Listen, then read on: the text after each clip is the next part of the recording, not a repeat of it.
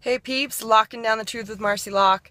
This morning, my message as I was working out and I was thinking about the gratitude and so grateful for the tools that I have, because I had a lot of things that were like kind of triggering me last night and feeling last night, and it comes to the core that we all just want to be loved.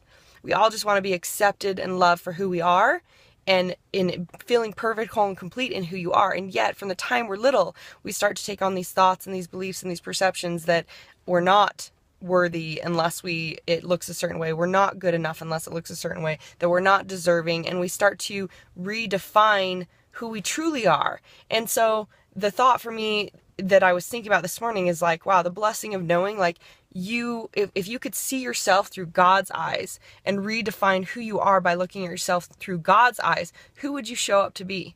How powerful would you know that you are? And that when you're in that internal connection, that you see yourself through the light of who you truly always have been, without all the limitations, the stories, the excuses, and everything that you kind of chose to take on through your life's journey, that through that energy of love and that creation of love, all things are created.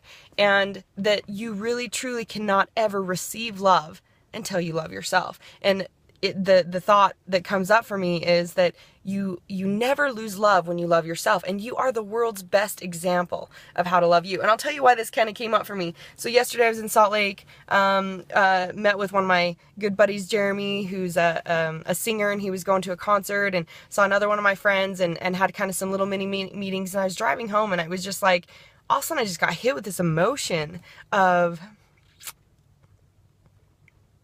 just feeling the old story. Seeing, isn't it interesting how a thought creates a feeling, and that's then how you react and behave? And so the thought that was triggered for me was just literally feeling like, I just want to be loved, held, and taken care of. And that's attached to the old stories that life's hard, money's hard, if it's gonna happen, to survive, like, Marci's got to buck up and take care of it. My old identity was the perfectionist who survived. And yet that story doesn't assist or serve me. And there's the part of me that's the producer, that is, the warrior, is the visionary, all these things that I can say, okay, I have a vision, I have an intention, now I take action and I create those things. But whenever the energy attached to it is that belief system of it's hard and all these things, these stories, then it won't show up.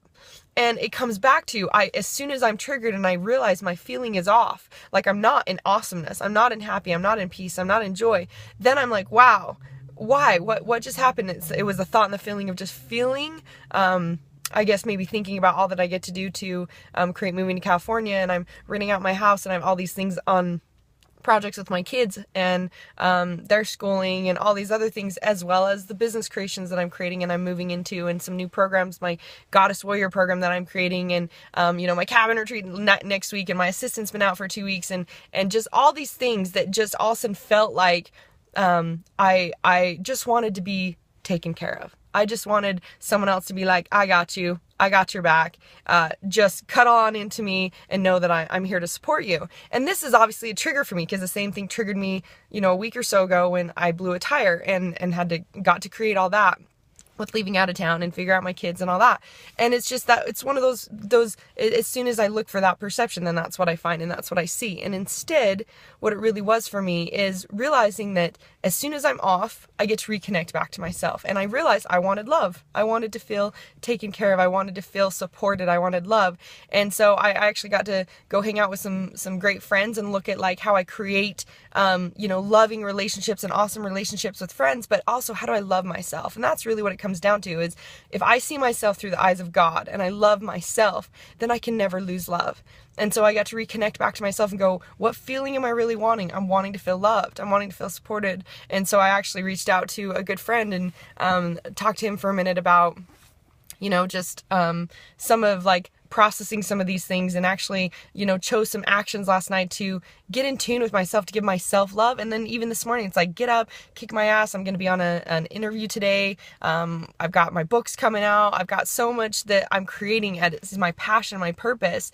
But I wouldn't be in tune to do this if I didn't, and I wouldn't believe that I could do this. And I wouldn't be receiving love in abundance of money, receiving love in relationships, receiving love in, you know, living in a body of health, receiving anything if I didn't love myself. So when all the shit shows up, it truly comes back to connecting to and loving yourself and seeing yourself through the eyes of God and remembering who you truly are and the gifts of greatness that you have to share. When you block that, you block the miracles from coming into your life. You block living in an epic life experience and what this life is truly meant to be. So this is Marci Lock. I'm reminding you, the power of choice is yours. You never lose love when you love yourself. So always connect back to self and show yourself that love that you're seeking. Give yourself the feeling that you want. Power of choice is yours. Choose your best life. Lock it down.